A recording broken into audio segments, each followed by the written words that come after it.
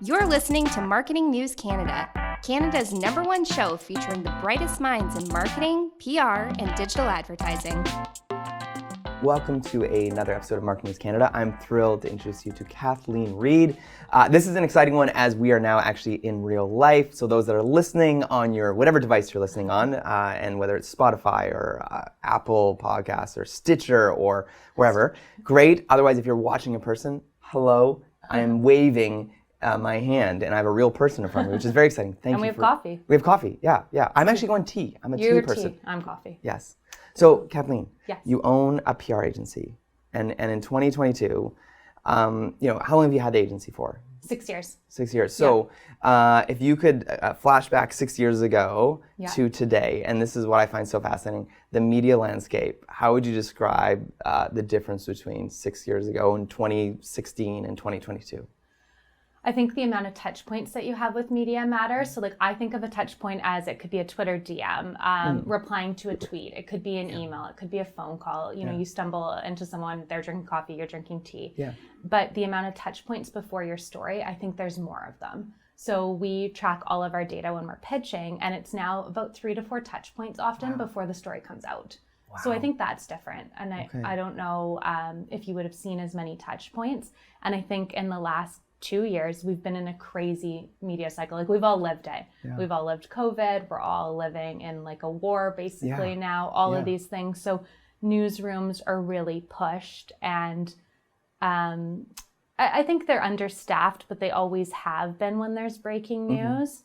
And I think the community and trade publications and podcasts and all these things that have popped up in the last 6 years matter more than ever because they're influencing the mainstream news. Wow. Yeah. So if we look at Bell and all the layoffs after almost every 3 months there's a layoff announcement. Georgia Strait, the owners are struggling, right? Yeah. And so what does that mean for you as a PR, agency owner and your team when you watch these reporters and producers or even news publications disappear? I think there's always new ones popping out, right? Okay. So that's what I kind of think of, Vancouver Tech Journal. If you look at what William Johnson has done, he's got a bigger team now, right? He's got 2 writers on that team. If you look at what Farhan's doing, right? He's creating a new media group. So I think media companies have to rethink some of it, but also we as PR practitioners need to think about there is a space for sponsored content, and you've got to make sure that you are also feeding those engines, right? Okay. So before we really would have focused primarily on earned and earned alone, because I think if you have a good pitch, you can still get it in. Yeah. If it's a compelling story, but you have to know when it should be sponsored content for any of these media groups. Yeah. And I think there's a lot of good talent for PR companies. Yeah. To find who have exited newsrooms because of layoffs. Yeah. So it's almost instead of the disappearance of maybe the staff, it's a shift. Yeah. And some are going to The Logic. Yeah. Which I became a paid subscriber of recently. Yeah. And I remember thinking, my wife and I, we subscribe to the Globe and Mail. Yeah. It comes every Saturday, a real physical newspaper. Totally. But The Logic, what happened was it was the third time I got 3 articles that I read the headline and I wanted to read it and I couldn't unless I paid. Yeah. And I became that, but it was more than just access now. I'm on a Slack channel with the editor. It's almost like they gave me a whole enhanced experience as a reader. Yeah, they have tons of that, right? And they're giving you briefings. They're giving you talking points that you could use when you're in the business community. So I think what news groups are doing are changing. And they've got partnerships, right, with Post Media and different groups. So I think the bigger media houses too have to look for those partnerships. Yeah. Yeah. Yeah, that's really neat. Yeah. So if you, someone's listening right now and they're like, man, we want to earn some media for our business, or one of our clients wants to earn media. Yeah. What's your advice these days? I think you still stick to the basics. Is it a compelling story? Is it first of its kind? Is it, never been done before? Is it the fastest? Is there something that's really newsworthy to it? And if there is, great, you've probably got a pitch. And then how do you pitch the reporter? Yeah. Well, you've got to look at that, right? Is it, a Sean Silkoff at the Globe and Mail that you're going after? Yeah. Or do you need to place a story with someone like James Matthews at Vancouver Tech Journal? And I know obviously tech more than some of the other sides of the newsrooms. But that's still going to be important. Make sure you're following the journalist on social media, right? Some of those basics still apply. And then pushing that out and knowing there may be a few more touch points before the story it comes to fruition. I think that that's important for people to remember. Don't get frustrated during it. That's really cool. Yeah. So there's still hope. There's still hope for the earned media side of things. Yeah. Okay. I think if it's a good story, it's going to get pickup. I think you've got to look at, is it too ambitious to go to the Globe and Mail first? Yeah. Right? Okay. Is that the place you should go to first? Or do you need some community media or trade publications to pick you up first, build that validity, make sure people know about you, and then go to more of the mainstream or kind of those tier one outlets that people might consider them, like the client or the person pitching. So when we look at the landscape right now, as far as kind of the outreach, is email still the way, or is it tweeting, or is it? I think it totally depends on the reporter. Okay. Like, are they a younger reporter that's super active on Twitter? Then you probably want to go on Twitter. I've even used LinkedIn to build relationships with reporters. And some people think, oh, don't go to LinkedIn. That's not the right place. You have to find what's right for that reporter. So you should do your due diligence before you're pitching them. Do they like email? And there's tons of tools that exist. And some people can't pay for the softwares, but you can usually find, how do they want to be pitched? What does their Twitter bio say? And if you don't know that, you should probably not email pitch them. Yeah. Okay.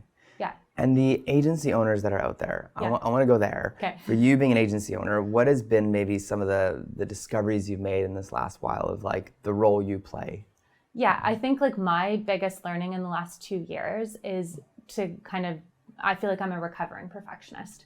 So you don't always need it perfect, nor does your team. Sometimes you've got to get to that good enough. And we're known to triple check and really make sure we're doing due diligence, particularly for publicly traded companies. But I think for the team, just level setting a bit, that sometimes you've got to get it out the door so the client can start looking at the opinion piece. So that perfectionist energy maybe is not always the best for your team. That's what I've really learned in the last 2 years. So it doesn't fully answer your question, but it goes there. I think for agency owners, it's that people are going to move around too. So do what you can for your team, but you can't do everything.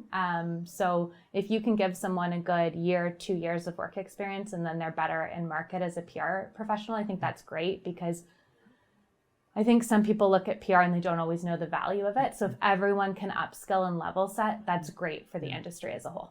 So those that are listening or watching right now that have a Netflix account, they've seen the TV show about PR agency, but really that they're a publicity shop, right? Or they're publicists. So how would you describe, just for education reasons, do you do what I've seen on Netflix? Is that you all day, every day? All day, every day? No. There's elements that maybe are like the show, right? Like, and it's probably like lawyers when they watch TV, or doctors. It's like, that's not all of what you do.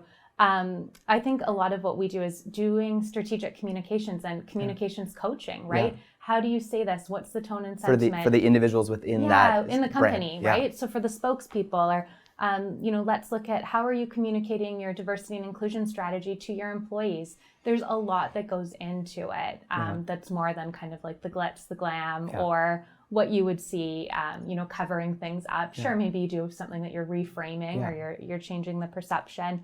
But it's not probably like what you see on TV. Maybe if you're at a lifestyle agency, right? It could be a little bit different.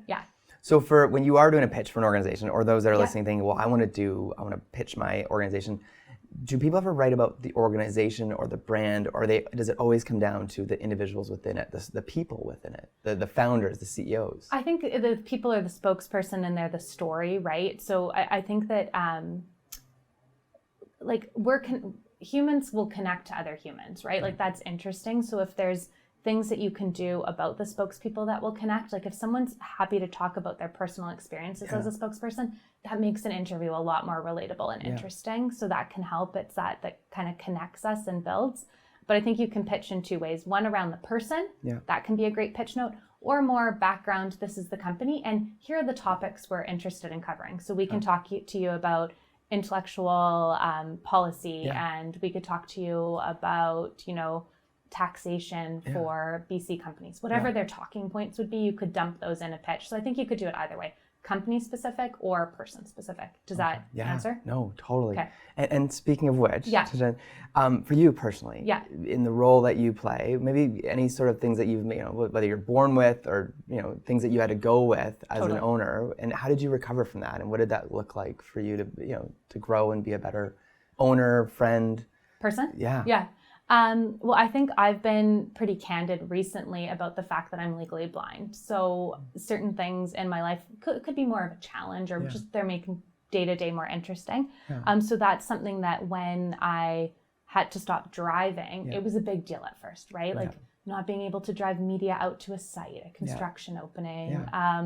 And I felt like I had to hide that. But as soon as I started talking about it, people open up about all the other things that they're going through. So I think that that's actually made it easier once I stopped hiding it. Or blue ink, like if someone marks things up on a printout in blue ink, I have to invert it to black so I could read it because I can't see the color blue. So there's lots of different things that just make it interesting. And then instead of me thinking about it as like, oh my God, I'm so, weak, I have a disability or whatever, it's reframing it in your head, which is really PR, right? A lot of reframing. So reframing it to say, okay, maybe I don't have the best central vision, but I've got crazy contrast. My contrast vision is better than most people. I would be like 8 out of 10. Most people are 7 out of 10.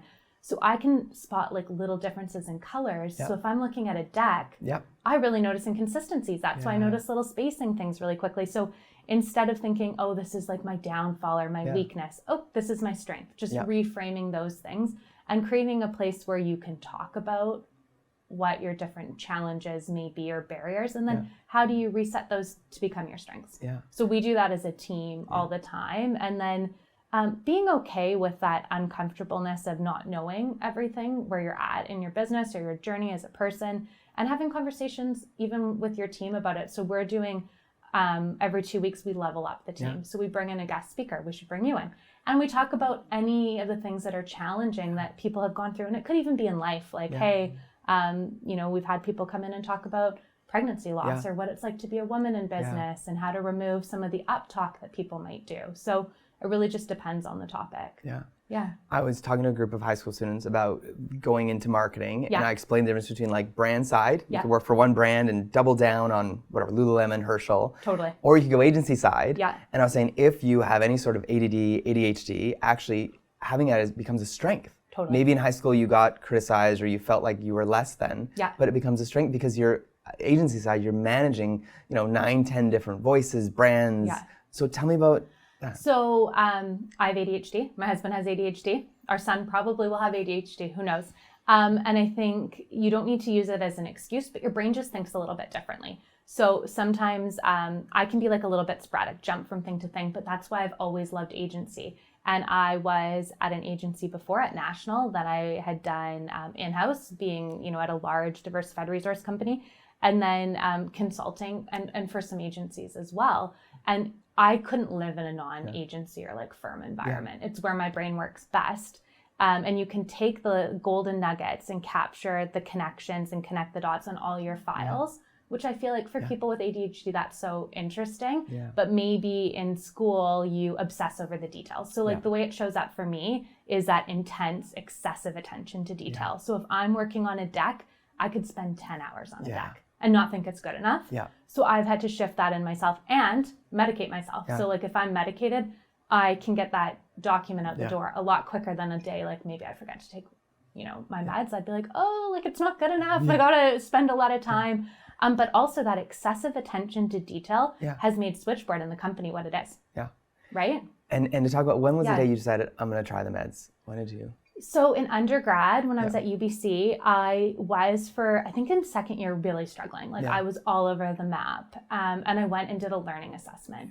And for the first time in my life, I'm like, oh, this person really gets me. I'm really good at some things and I struggle in other areas.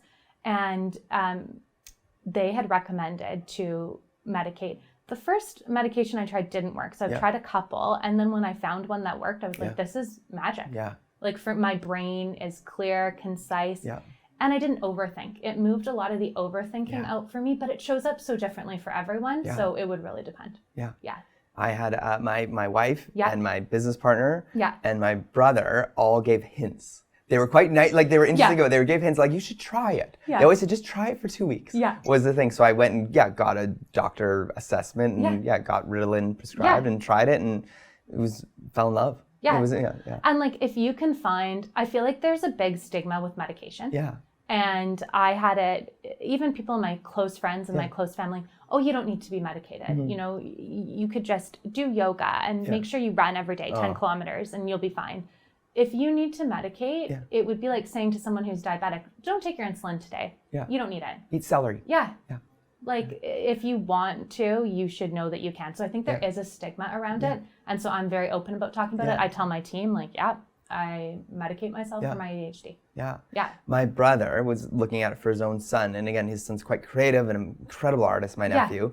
And so my kind of explanation to him was it didn't take away, and I think I had that fear, it didn't take away my thoughts or creativeness, but instead of my creative ideas popping up like on a spider web all over. And again, I love that you described the mapping ability, because my head's always mapping things, but it actually just took all those things and put it into a list that's more organized, and I could see those lists in my head versus trying to navigate a spider web, because at the end of the day, I would get quite tired mentally, where now at the end of the day, I actually I'm not tired mentally. And since I started taking it, that's the biggest difference. I think it shifts, and you feel that you can get through things a little bit more than feeling muddled. And I have friends now that are and women generally are diagnosed later in life than men with ADHD. So it's an interesting one, and it can really throw people. Like, I'll have people who call me, they're like, I was just diagnosed with ADHD. Everyone's on some sort of spectrum of a lot of these things. So, and it can be like what's going on for you and different things. But I find it interesting because people really struggle with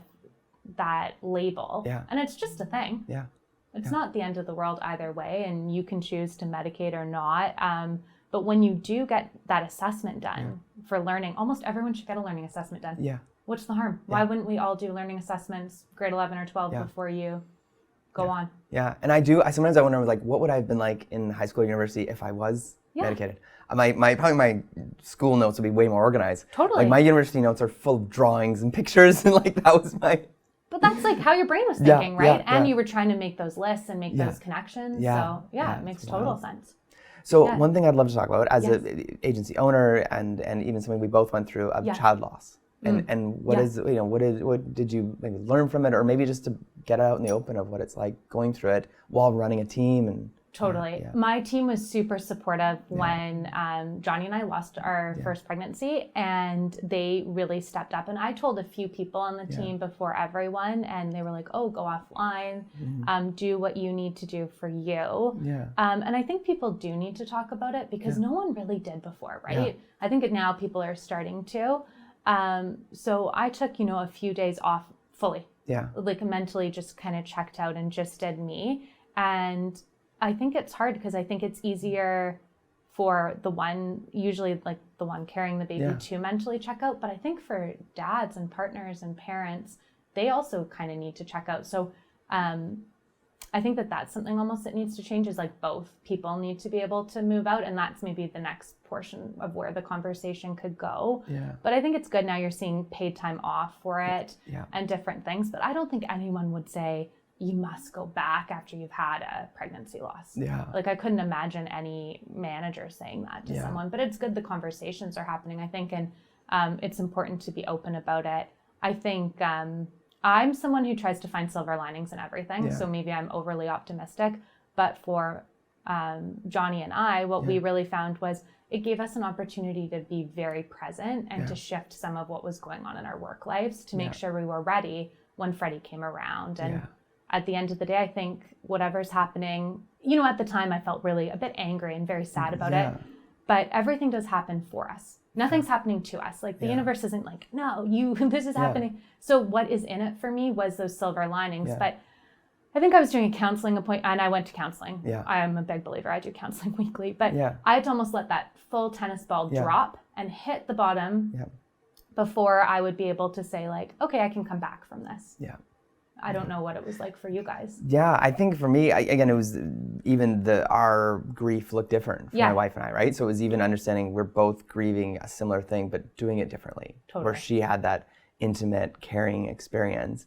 And then I was also trying to figure out, like, the practical side of, we got to plan, like, the cremation and, have some sort of memorial thing. It was trying to be practical, but also take that time to process. And I think it's also that both people go through it really differently, because for women it's such a physical and emotional connection, and then I think it's hard. Like, I think now I've had so many people in my life that have had something like this happen at various stages of the journey. Yeah. And I'm like, wow, it's so nice that at least people can talk about it now. Yeah. Like even if you're full term or in different like sections of it, you can have conversations, because imagine 20, 30, 50 years ago, no one would talk about it. Yeah. Like it was probably just feeling guilt, shame, all of these really hard feelings to go through. So I think one thing that would be nice is counseling included in healthcare, so that instead of just seeing your doctor and, you know, having to either maybe go through the birthing process for stillborn or however it's going for different people, going to do a DNC, whatever it is having counseling included in the system, not just the like technical medical stuff. Yeah.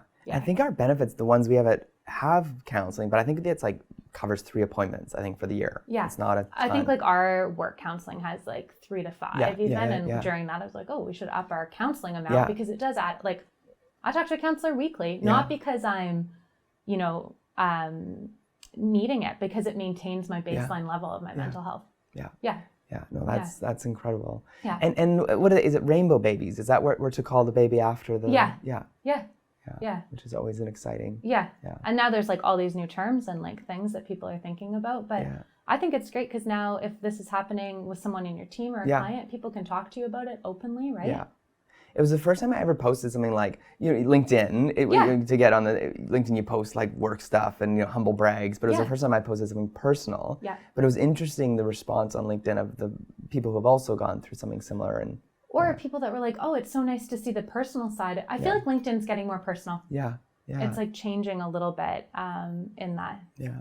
But during COVID, I remember I was talking to someone about work from home and we couldn't go get our hair cut. Remember for the first while, couldn't get our beards trimmed, our hair dyed. And this guy described it as like people's roots began to show because their hairs weren't being dyed. I love it. But he said also, practically speaking, our roots were being shown because kids were showing up on camera. Yeah. You know, a weird like disaster in the background or people were just being honest about, I can't show up because I'm sick to these meetings. And so I feel like both practically, like physically and emotionally, our roots are being able to show. And I hope that stays. I hope the roots of who we are. That's probably the nicest thing, right? Yeah. Those are silver linings that you find in COVID. So it could be really challenging for a lot of people, lots of businesses, different things. But that's a really nice part of it. Yeah. There's always if we can maintain it. Yeah. So question then, you were just at a conference. We won't name the one, but you were at a conference for a couple of days. Yeah. How did people look? You know, it was an in-person event. Yeah, in person. One of the first since, you know, it's been 2 years since COVID started. I think people are excited to be back in person. Did they look good? I think people look good. I think, I mean, I don't know if I looked good because I moved this week, so I can't find my makeup bag. I don't know where any of my clothes are. I'm like a little bit disheveled. But I think people overall are excited to be back in person. People, you can kind of see like faces are lighting up, right? Restrictions have lifted. So I think humans we are social creatures, right? Like we crave connection. Even if you're introverted, you're going to crave connection of some sort. So I think people are excited. I think people maybe look a little bit more, people are dressing more casual, I think. Okay. Like I don't think people are in their, you know, full suits as much anymore. But I think people are excited. That's cool. I think in-person's coming back. Yeah.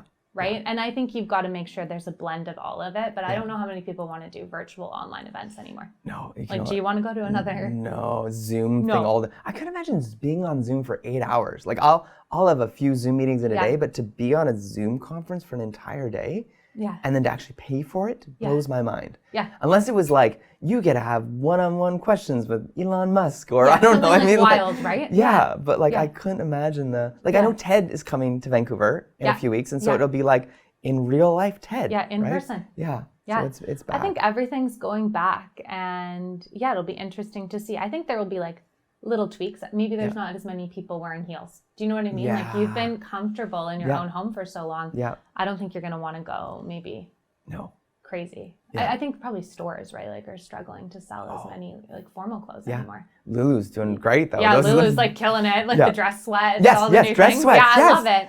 Okay. That's my look, Oh, that's awesome. If I'm going into the office, I'm like, I'm going to just wear dress sweats, sneakers, and like a blouse. That works. It's amazing. You can make it work. Yeah. I know you can't say, you know, like who your favorite client is, but give me like some highlights of some of the brands you get to work with right now. I think the coolest thing is all of the companies that we work with are changing the world for the better. So I'm a huge believer in technology because I use it every day. Yeah. I use Uber to get here, for example, because I can't drive. If I didn't have even my phone, I couldn't zoom in on things to see like fine print on a baby infant Tylenol bottle.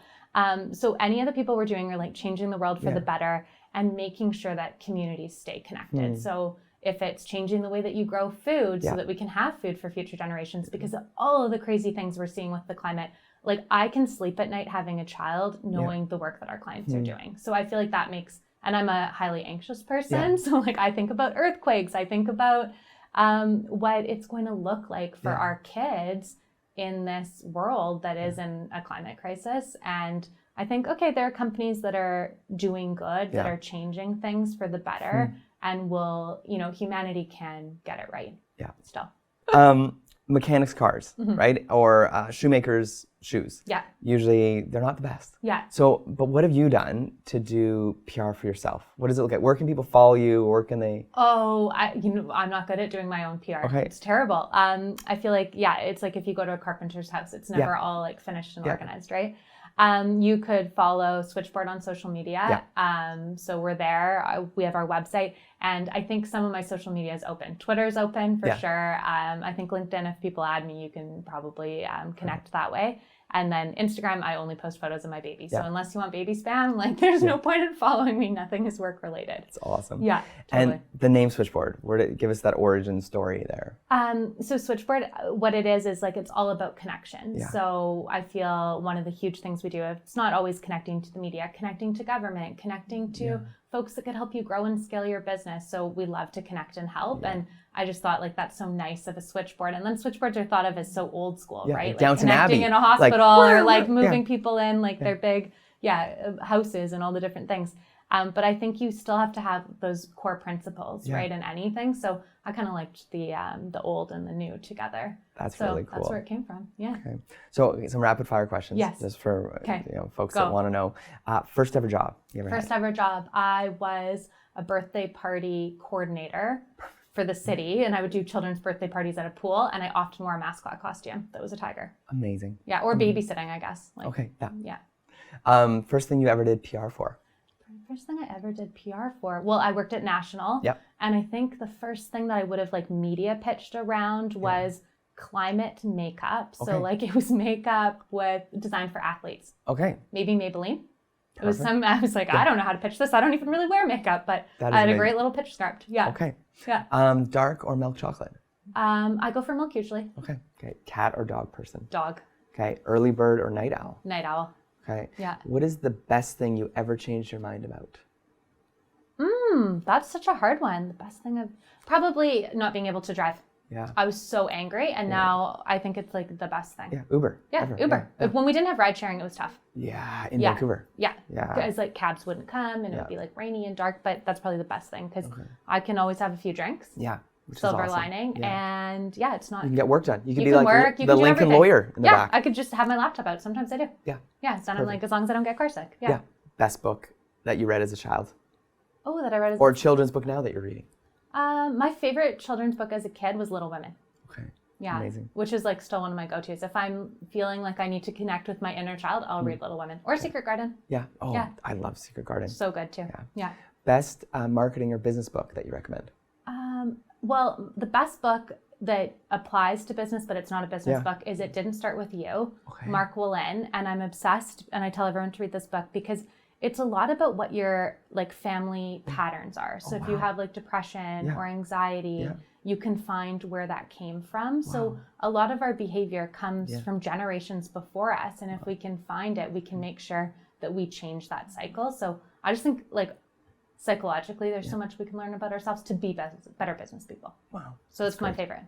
Newsletter or website or podcast that you subscribe to that you just love to get inspiration from? Vancouver Tech Journal. Yeah. I love their newsletter. The Logic. I love. The Peak. Yeah. The Skim. I like the Skim because it's a good like start to your day. Podcast. I love The Daily. Yeah. That's my favorite podcast. I like The Big Story. I think what they're doing with City's Big Story is cool. It's getting better. And what else? Podcast, newsletters. What was the other one? Websites. Maybe. Oh, websites? I don't know. Yeah. I feel like I just do podcasts and newsletters. Yeah. I'm huge into podcasts, and like if you do not make your content accessible and it's in super small font, that's a bit of a challenge. So like I like listening as much as I can. Yeah. Yeah. And new hires, kind of this new economy, this new era. What do you look for when you hire new staff?